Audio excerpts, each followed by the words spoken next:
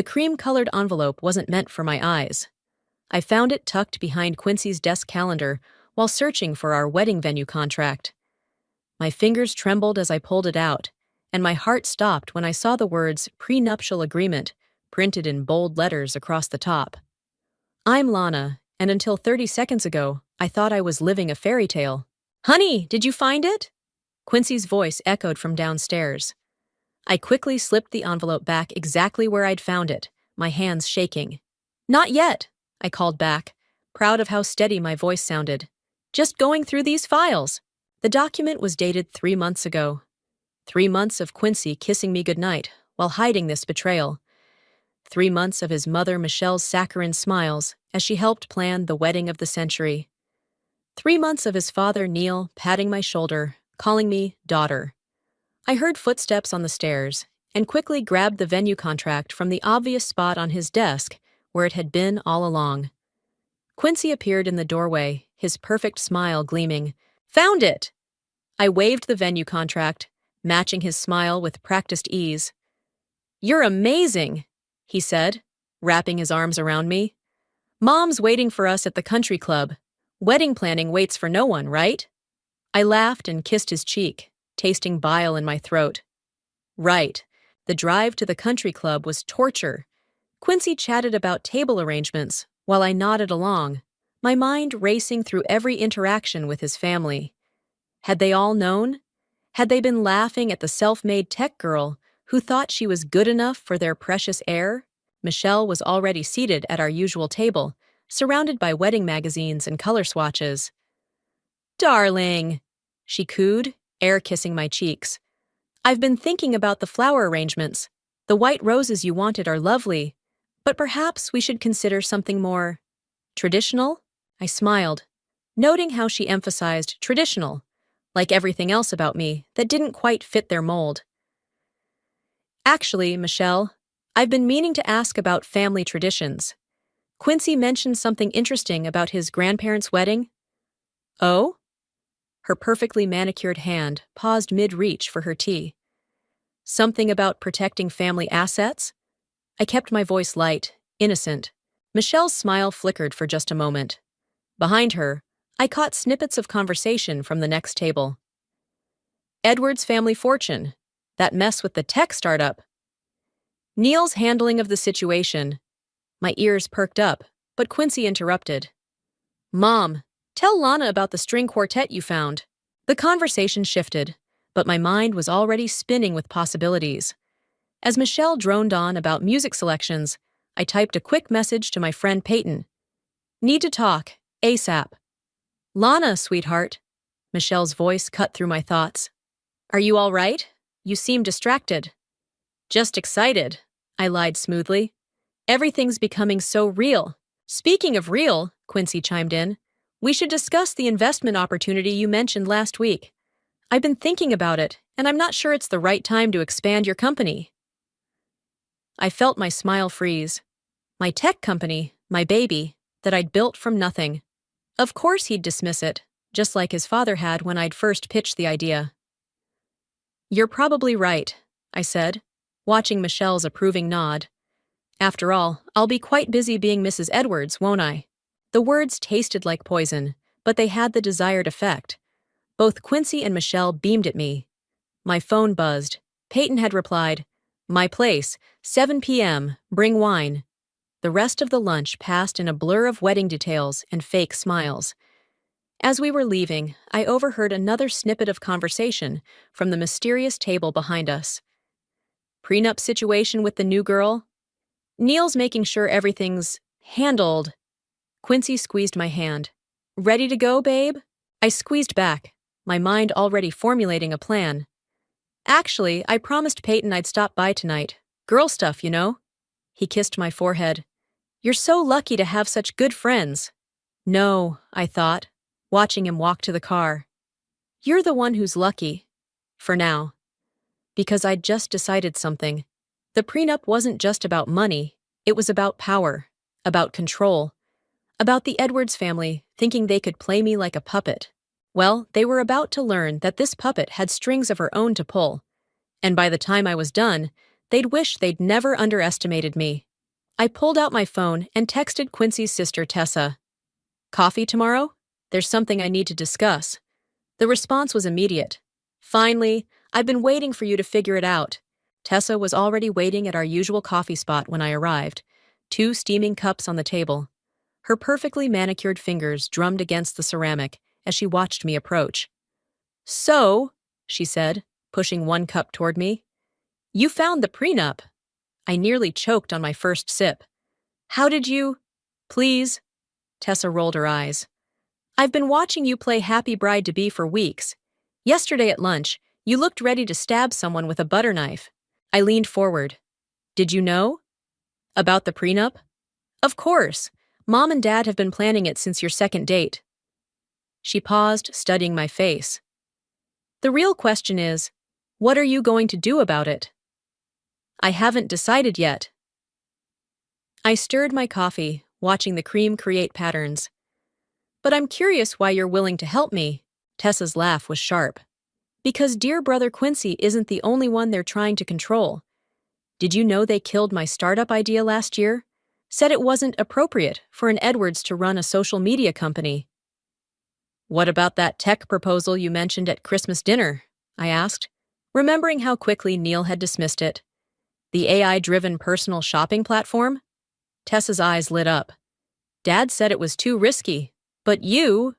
She trailed off meaningfully. What? You already have a successful tech company, one that's perfectly positioned to launch something like that. My mind raced with possibilities. The idea I'd been developing, the one Quincy had so casually dismissed, could easily incorporate Tessa's concept. Interesting timing, a familiar voice cut in. I looked up to see Remington, Quincy's best friend, approaching our table. The 2 of you plotting something? Just wedding details, Tessa said smoothly. Speaking of which, how's that prenup coming along, Rem? My head snapped up. What? Remington's face went pale. I should go. Sit. Tessa's voice was steel. Tell my future sister-in-law what you know. He sank into a chair, looking miserable. I'm sorry, Lana. I thought you knew. Quincy had me review the draft since I'm a lawyer. Who else knows? I demanded. Most of the inner circle, he admitted. Eddie's the only one who spoke up against it. Eddie. My business associate who'd always supported my vision, who'd tried to warn me about Quincy's controlling nature. Thanks for the honesty, Rem, I said quietly. I trust you'll keep this conversation private? He nodded quickly and fled. Once he was gone, Tessa leaned forward. Eddie, huh? Interesting.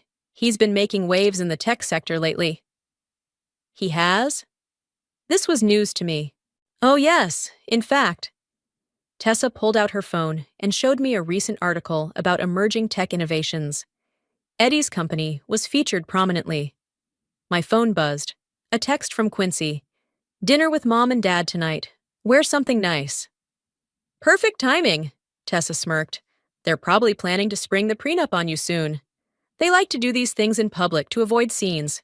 I thought about Michelle's perfectly orchestrated dinners, where every word was calculated, every gesture designed to maintain control. What if? I began slowly. What if we gave them exactly what they want? The perfect, compliant future daughter-in-law? While you do what? While I build something they can't control. Something that proves they were wrong about me. About us. Tessa's smile turned predatory. I'm listening. We spent the next hour outlining plans, sharing information, building something that could either save us or destroy us both. As we were leaving, Tessa grabbed my arm. One more thing. Watch out for Mom's charity gala next week. She's invited some of Dad's old money friends to evaluate you. Evaluate me? I laughed bitterly. Like I'm a horse at auction. Exactly like that. Tessa's expression was serious. They need to believe you're harmless, decorative, the perfect trophy wife who'll never threaten their precious legacy. I thought about my company, about the innovations I developed, about every patronizing pat on the head from Neil. Don't worry, I said, my voice honey-sweet. I'll give them exactly what they're looking for. As I walked to my car, my phone buzzed again. This time, it was Eddie. Heard about the prenup, need to talk. Have a proposition for you. I smiled, thinking about Tessa's words about Eddie making waves, about my own plans for expansion, about the perfect revenge. Tomorrow, I texted back, let's discuss the future. Because while the Edwards family was busy planning their perfect prenup ambush, I was planning something much bigger. Something that would make their precious prenup look like child's play. And the best part? They'd never see it coming. The flowers should be arranged in cascading tiers, Michelle announced, gesturing dramatically in the grand ballroom. It'll create the perfect backdrop for photos. I nodded enthusiastically, playing my part. That sounds wonderful, whatever you think is best. From across the room, Tessa caught my eye and smirked. We both knew I couldn't care less about flower arrangements anymore. Lana, Quincy called, walking over with his father. Dad wants to discuss something important. Neil's expression was serious. I've been thinking about your company's future. Perhaps it's time to consider stepping back, focus on family. Actually, I said sweetly, I've been thinking the same thing. The company practically runs itself now. The surprise on their faces was almost comical. Neil recovered first, patting my shoulder. That's very mature of you, dear. If only they knew I'd spent the morning in a secret meeting with Eddie, planning the biggest launch of my career. Speaking of mature decisions, Michelle chimed in, we should discuss some wedding formalities over dinner next week. There it was. The prenup ambush was coming, right on schedule. That sounds perfect, I beamed. I'm so grateful to have such thoughtful in-laws. Quincy pulled me aside as the others dispersed to supervise more wedding details. Are you sure you're okay? You seem different lately. Different how? More agreeable? He frowned. The Lana I know would never give up her company so easily. I touched his cheek, remembering when that gesture used to mean something. Maybe I'm just growing up. Isn't that what you wanted? His phone buzzed. Probably another message from his mother about wedding preparations. As he checked it, I noticed Remington hovering nearby, looking uncomfortable. Rem! I called out, enjoying how he flinched. Come help me with these seating arrangements? He approached cautiously. Listen, Lana, about the other day. Water under the bridge, I cut him off. But since you're here, tell me, how many people know about the dinner next week? The one where they're planning to surprise me with the prenup? He paled. How did you? Doesn't matter. What matters is whether you're going to warn them that I know. No, of course not. Good. I smiled brightly. Because that would spoil all the fun, wouldn't it? My phone vibrated. Eddie again. Investment secured. Ready when you are. Gay, everything okay? Quincy asked, returning to my side. Perfect, I replied, tucking my phone away. Just wedding stuff with Peyton. The rest of the afternoon dragged on with more wedding preparations. I watched the Edwards family in their natural habitat, Michelle orchestrating every detail, Neil making subtle power plays, Quincy following their lead like a well-trained puppet. The announcement should be made during the father-daughter dance, Michelle was saying. It'll be so touching when Neil welcomes you to the family officially. If she only knew what announcement I was planning instead. Later, as we were leaving, Quincy grabbed my hand. Hey, about what Dad said earlier, about your company. You don't have to give it up. No? I mean, as long as it doesn't interfere with our family obligations. I squeezed his hand, fighting back the urge to laugh. Don't worry about my company, honey. Everything's under control. That evening, I met Eddie at a quiet bar across town. He slid a folder across the table. The investors are in, he said. They love the integration of Tessa's AI concept with your existing platform. We can launch at any time. The wedding, I replied. We launch at the wedding. Are you sure? That's pretty dramatic. I thought about the prenup hidden in Quincy's desk, about Neil's dismissive pat, about Michelle's controlling smile. Dramatic is exactly what we need. Have you seen the guest list? Every major tech investor in the city will be there. Eddie grinned. You're either brilliant or crazy. Why not both? My phone lit up with a text from Quincy. Missing you. Come home soon? I showed Eddie the message. The perfect, obedient fiancé, rushing home to her man. How much longer are you going to play this game? Just until the wedding. I stood up, gathering my things. Then they'll learn exactly who they've been underestimating. As I drove home, I thought about Quincy's earlier comment about me being different. He was right. I was different. The old Lana might have confronted them about the prenup immediately, might have caused a scene, might have let her emotions rule her actions. But this Lana was playing the long game, and the Edwards family was about to learn that sometimes the most dangerous opponent is the one who smiles and nods and plays along, until she doesn't. You're out of your mind, Peyton said, refilling my wine glass. We were sprawled on her apartment floor, surrounded by takeout containers. Just confront them. Tell Quincy you found the prenup. And then what? I asked, picking at my pad thai. Have a dramatic showdown where nothing changes? Better than this elaborate revenge scheme. She sat up, fixing me with her no-nonsense stare. What happens if it backfires? It won't. I pulled out my phone, showing her the latest projections Eddie had sent. Look at these numbers. The investors are practically throwing money at us. I'm not talking about the business. Peyton grabbed my hand. I'm talking about you. This isn't healthy, Lana. Before I could respond, my phone buzzed with an email notification from Michelle's personal account. It could be to me instead of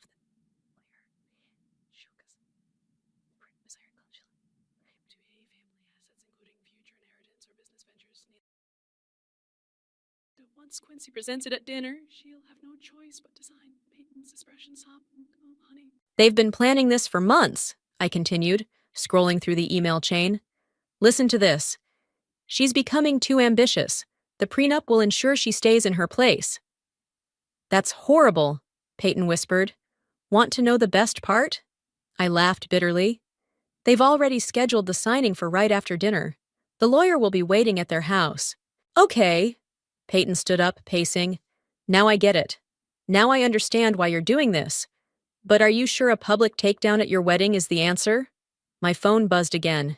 Eddie this time. Meeting with investors went better than expected. They want to fast-track everything. You're going to be bigger than the Edwards family ever imagined. See? I showed Peyton the message. Everything's falling into place. And Tessa, can you trust her?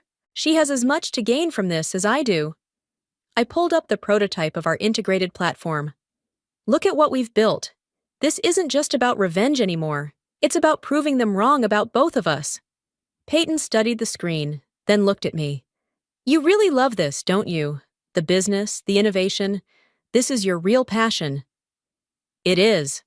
I felt tears forming. And they want me to give it up, to become their perfect passive daughter-in-law. Then don't. Peyton's voice was firm. But do it the right way, the smart way.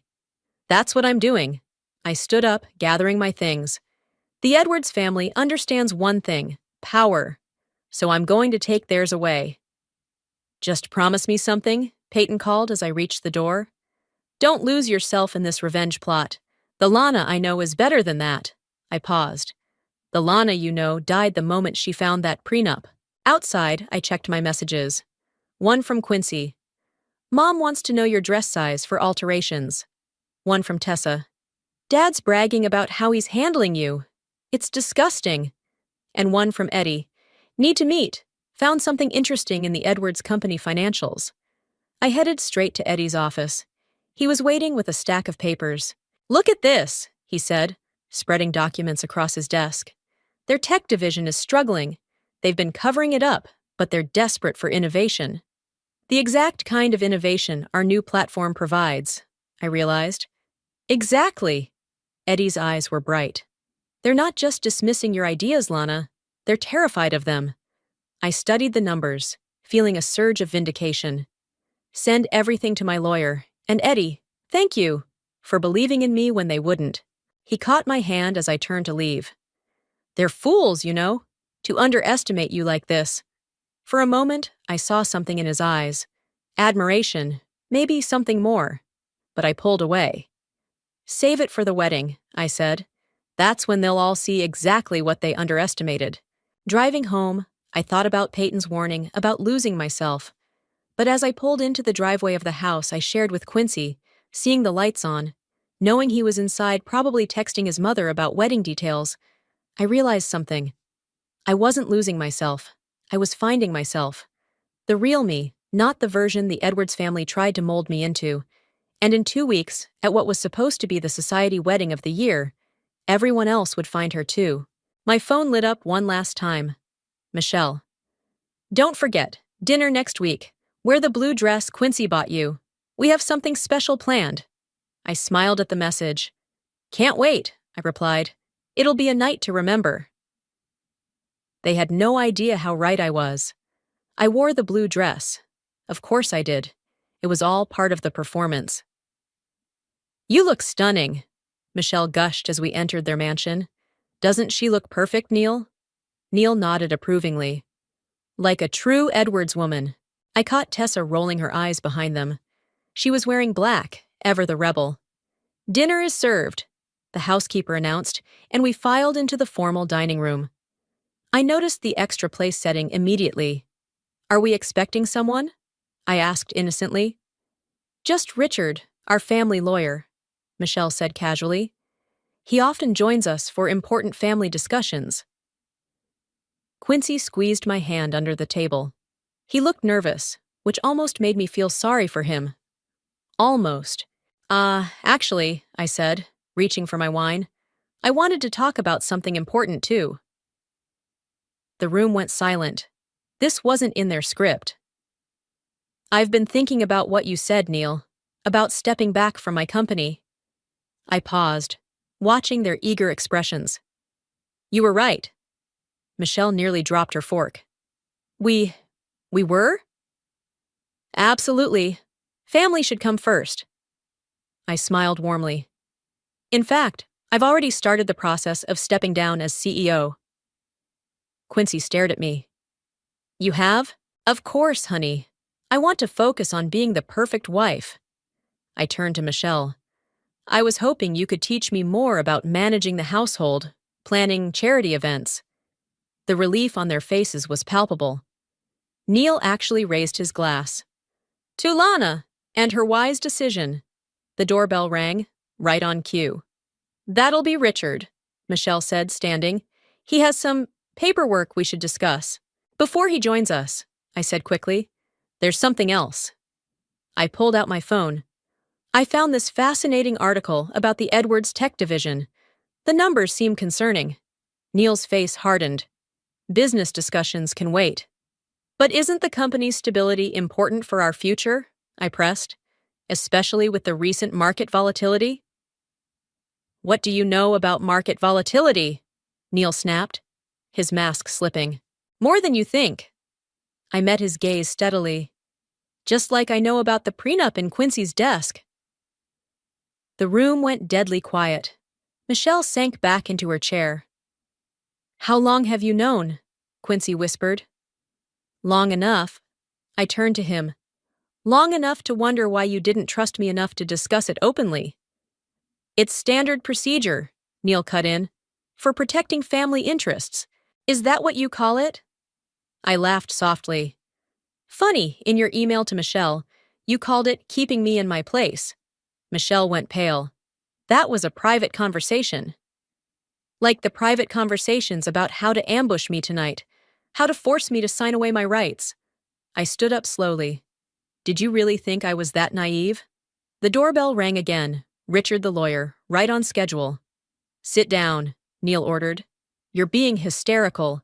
No, I'm being smart. Something you never gave me credit for. I pulled out another document. By the way, I had my own lawyer look over your company's financials.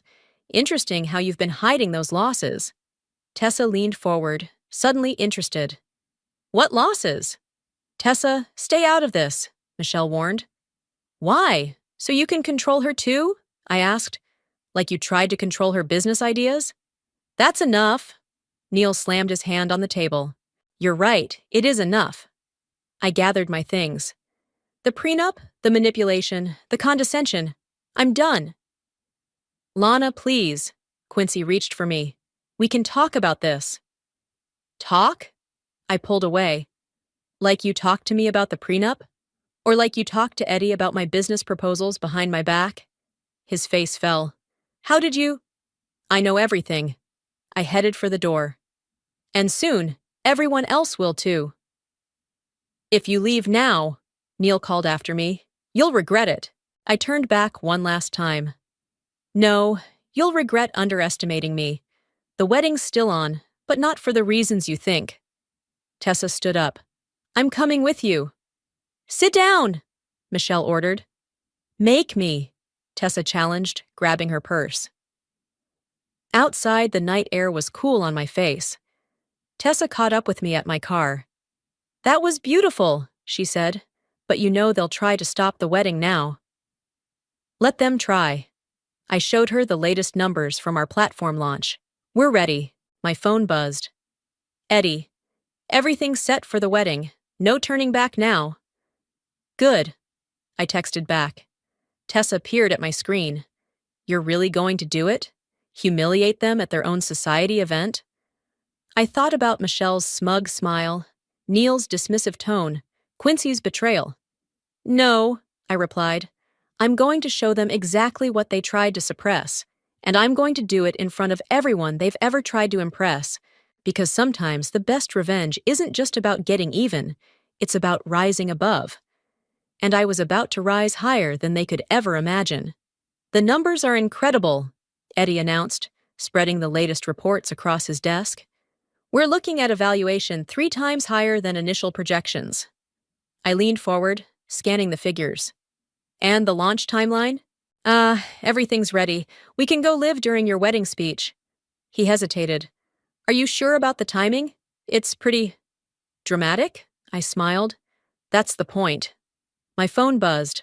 Another desperate message from Quincy. Please come home. We need to talk. I'd been staying at Peyton's since the prenup confrontation. The Edwards family had been in damage control mode ever since. Look at this, Eddie said, pulling up a news article. The Edwards Tech Division just announced major layoffs. Their stock is tanking. Perfect timing, Tessa walked in, dropping her designer bag on a chair. Daddy Dearest is having a meltdown. He knows something's coming, but he can't figure out what. How's Quincy handling it? Eddie asked. Still thinks he can fix everything with an apology and a diamond bracelet. Tessa rolled her eyes. He had one delivered to your office this morning. I checked my emails. Sure enough, there was a message from my assistant about a delivery. Send it back, I told Tessa, with a note saying I prefer investing in technology over jewelry. Eddie laughed. You're getting better at this. Speaking of better, Tessa pulled out her tablet. Wait until you see the final version of our platform. We spent the next hour reviewing the integration of her AI technology with my existing framework. It was brilliant, exactly what the market needed, and exactly what Neil had dismissed as too risky.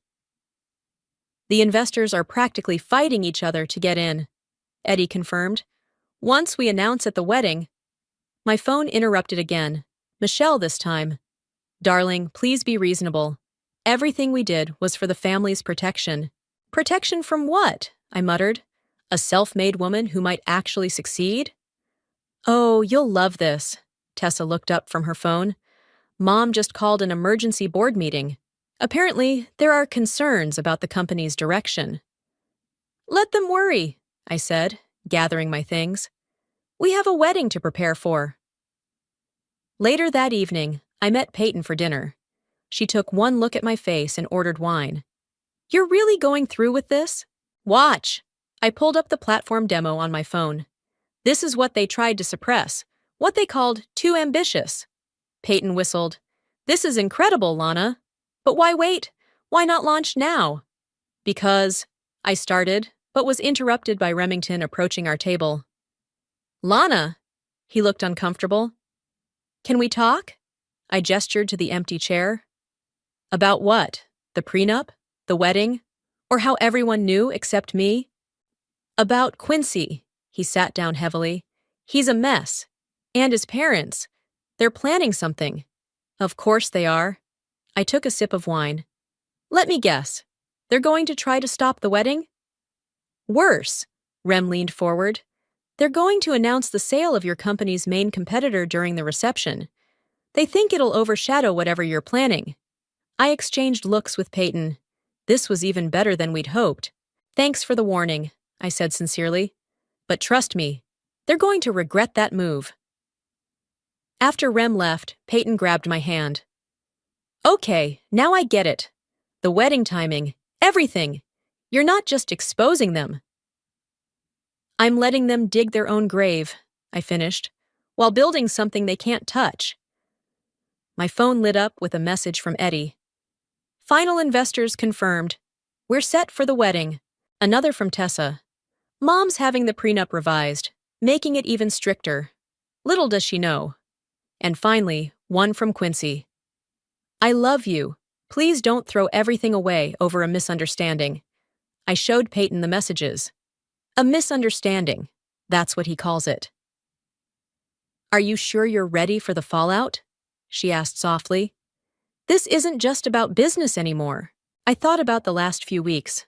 The lies, the manipulation, the condescension, about how they'd tried to clip my wings before I could even spread them. You're right, I replied. It's about showing them that their old money power games don't work anymore, that women like Tessa and me won't be controlled or suppressed. And Quincy? I looked at his message again. He made his choice when he chose their side. Now it's time for me to make mine. My phone buzzed one last time. Eddie again. Everything's ready, no turning back now. Good, I texted back. Because I'm done playing their game. It's time to change the rules. 3 days until the wedding. 3 days until I showed the Edwards family exactly what happens when you underestimate the wrong woman. And this time, I wouldn't be the one signing papers. They would. The wedding march began to play, and I took my first step down the aisle. 500 guests turned to watch me, including every major player in the tech industry. Michelle had insisted on the grand guest list. How perfect. Quincy stood at the altar, beaming. Behind him, Neil and Michelle sat in the front row, looking triumphant. They thought they'd won. The prenup was ready, the announcement of their company acquisition prepared, their perfect society wedding about to cement their legacy. I smiled serenely as I walked, my phone tucked securely in my bouquet, set to silent but connected to Eddie's laptop in the back. Everything was ready. The ceremony began. I spoke my rehearsed lines, played my part, until the minister reached those crucial words. If anyone knows any reason why these two should not be joined in marriage, speak now or forever hold your peace. I raised my hand. A gasp rippled through the crowd. Quincy's face fell. Lana, what are you? Actually, I said, my voice clear and strong. I have something to say. I turned to face the guests. A speech, if you will. Michelle started to stand, but Neil grabbed her arm, his face darkening. First, I'd like to thank the Edwards family for this lovely wedding, for teaching me so much about power, control, and what happens when you underestimate people. I pulled out my phone. Eddie now. The massive screens, meant for wedding photos, suddenly lit up with our platform demo. Gasps of recognition came from the tech executives in the audience. What you're seeing is the future of AI-driven personal shopping and data analytics, the same innovation that Neil Edwards dismissed as too risky when his own daughter proposed it. Tessa stood up from her bridesmaid position. Which is why we developed it ourselves. You what? Neil's voice boomed. Oh, but wait, I continued sweetly. There's more. Eddie, show them the next slide. The screens changed to show the Edwards Tech Division's financial reports. Their hidden losses, failed projects, and desperate need for innovation laid bare. You were going to announce an acquisition today, I said to Neil, to overshadow whatever I had planned. But here's the thing. We just acquired that company ourselves. An hour ago, the room erupted in murmurs. I saw several investors pulling out their phones, no doubt checking stock prices. Lana, please. Quincy stepped toward me. We can talk about this. Like we talked about the prenup? I turned to him. The one you and your parents planned behind my back? The one you had your best friend review? More gasps. Society weddings weren't supposed to have drama like this. Everything we did was to protect our family. Michelle stood up, her voice shrill. No, I corrected her. Everything you did was to control me, to keep me in my place. Those were your words, right? From the email you accidentally sent me? Neil's face had turned purple. You'll regret this. I'll make sure. You'll make sure of what? I challenged. That I never work in this industry again? Too late. I gestured to the screens, where our platform's pre-launch numbers were now displayed. We've already secured Series A funding, triple what you were offering that company you tried to acquire. I saw several tech CEOs in the audience nodding appreciatively. One was already on his phone, probably calling his investment team. Ah, and the best part? I continued, turning back to Quincy. I learned it all from you. The importance of family loyalty, of protecting assets, of making smart business decisions. Please, he whispered. I love you. No, I replied softly. You love the idea of me, the version your parents wanted me to be. I removed my engagement ring. Here's your ring back. Consider it my contribution to covering your company's losses. Tessa stepped forward, standing beside me. And here's my resignation from the family business. I'm joining Lana's company as Chief Innovation Officer. Michelle actually swooned, requiring Neil to steady her. One last thing, I addressed the crowd. For anyone interested in being part of something revolutionary, instead of clinging to outdated power structures, we're hosting a launch party at the Four Seasons, the one Neil booked for the wedding reception. I smiled at my almost father-in-law. Don't worry, I'll cover the bill. With that, I turned and walked back down the aisle, Tessa beside me. Behind us, chaos erupted as guests started standing, many following us out. At the church doors, Eddie was waiting with his laptop. Stock's already rising. We're trending on social media. Perfect, I said, not looking back at the pandemonium we'd left behind. Ready for the real party? As we walked to the waiting cars, I heard Neil's voice boom. Security! Stop them! But it was too late. We'd already won. Because sometimes the best revenge isn't just about getting even. It's about rising so far above your opponents that they can't even reach you anymore. And we were just getting started. The Four Seasons ballroom buzzed with energy as investors and tech executives mingled, all discussing our platform launch. The wedding flowers Michelle had chosen made an ironic backdrop for our success. Final numbers are in, Eddie announced, approaching with his tablet. We've exceeded every projection. The Edwards Tech Division stock is in freefall. I should have felt triumphant. Instead, I felt strangely hollow. Hey! Peyton appeared at my side, champagne in hand. You okay? Before I could answer, Quincy burst into the ballroom, his tie askew. Lana, please, just talk to me. Security moved to intercept him, but I waved them off. Fine, let's talk. We stepped onto the terrace, the city lights twinkling below us. The same view we'd admired when he proposed. I know I messed up, he started, but everything I did was because I love you. No, I cut him off. Everything you did was because you were afraid. Afraid of disappointing your parents, afraid of change, afraid of having a wife who might outshine you. That's not... Tell me something, I interrupted. If you had to choose right now between me and your family's approval, what would you pick? His silence was answer enough. That's what I thought. I turned to go, but he grabbed my arm. Wait, what about us? Everything we built together? We didn't build anything together, I replied. You watched while your parents tried to tear down everything I built alone. Inside, I heard excited murmurs as Tessa took the stage to demonstrate our platform's capabilities, the same innovation her father had dismissed. You've ruined us, Quincy said quietly. Dad's already getting calls from the board. No, you ruined yourselves by choosing control over growth, fear over innovation. I pulled my arm free. Goodbye, Quincy. Back inside, I found Neil waiting by the bar. He looked older somehow, defeated. Impressive show, he said, surprising me. You outplayed us completely. It wasn't a game to me, I replied. It was my life, my future. I see that now. He stared into his scotch. Too late, probably, but I see it. Michelle appeared, her perfect makeup slightly smeared. The board is demanding an emergency meeting. They want to discuss new leadership. Good, I said. Maybe they'll choose someone who doesn't underestimate people based on their background or gender. Is that what you think we did? Michelle asked sharply. I think you were so focused on protecting your world that you never saw how much bigger it could become.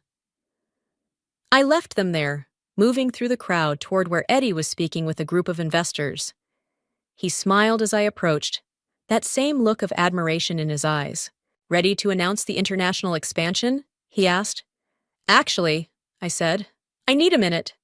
I found Tessa on the balcony, staring at her phone. Mom's been texting. They want me to come home, talk things through. Are you going to? No. She looked up, smiling. I'm done letting them define my path. Besides, we have work to do. Peyton joined us, carrying fresh champagne. So, was it worth it? The revenge? I thought about the prenup, the manipulation, the months of playing along, about the hollow victory I felt watching the Edwards family crumble. It stopped being about revenge somewhere along the way, I realized. It became about proving something to myself. And what's that? Eddie asked, appearing behind us. That sometimes the best way to deal with people who want to cage you is to show them you never needed their cage at all. My phone buzzed. A message from Remington. Board voted. Neil's out.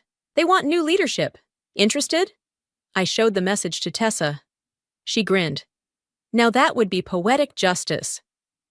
No, I replied to Rem. Suggest Tessa instead. She knows the company, has the vision, and isn't afraid of change. Really? Tessa's eyes widened. Really, because success isn't about destroying others. It's about building something better. I looked around at my true family. Peyton with her unwavering support.